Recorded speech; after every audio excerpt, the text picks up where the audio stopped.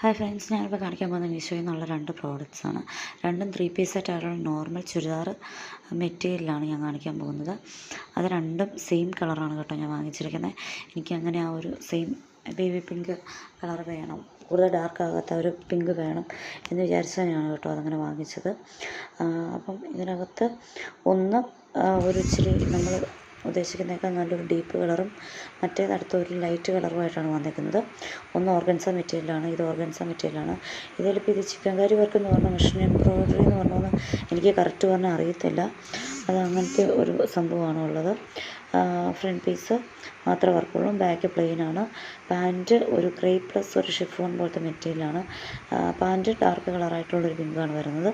ഷോളും ഇങ്ങനെ one side work, one side scallop ചെയ്ത് പോയിരിക്കുകയാണ്. പാൻറ്റിൻ്റെ മെറ്റീരിയൽ എനിക്ക് ഒട്ടും തന്നെ ഇഷ്ടപ്പെട്ടില്ല കേട്ടോ, അതൊട്ടും ലോങ് ലാസ്റ്റിംഗ് അല്ല.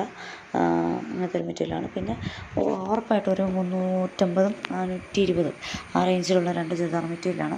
അതിന് സ്വാഭാവികമായും മീശോയിൽ നിന്ന് മേടിക്കുമ്പോൾ കിട്ടുന്നൊരു പണിയെന്ന് പറഞ്ഞു കഴിഞ്ഞാൽ ദുപ്പട്ടയ്ക്ക് ഒട്ടും ഉറപ്പുണ്ടാകത്തില്ല, 2 മീറ്റർ കഷ്ടി ഉണ്ടാവുള്ളൂ. അത് തന്നെയാണ് ഇതിനകത്ത് ഏറ്റവും വലിയൊരു ഇതായിട്ട് വന്നിരിക്കുന്നത്.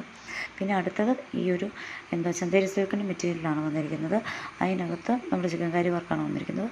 ആ മെറ്റീരിയൽ കൊള്ളാം. ഇത് ഇച്ചിരി വൈറ്റ് ഇഷ്ടമാണ് തോന്നുന്നെങ്കിൽ ഇത് നല്ലൊരു പിങ്ക് ഇഷ്ടമാണ് കേട്ടോ. ഇത് മറ്റേത് ഡാർക്ക് പിങ്ക് ടോണാണ്, ഇത് വൈറ്റ് ടു പിങ്ക് ടോൺ വരുന്ന ഒരിതാണ്. ഇതിൻ്റെയും സെയിം പാൻറ്റ് കൊള്ളത്തില്ല.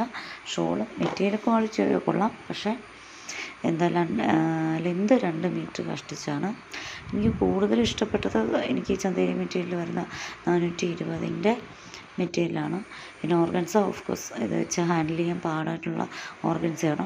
ഡാർക്ക് കളർ ടോൺ വേണം.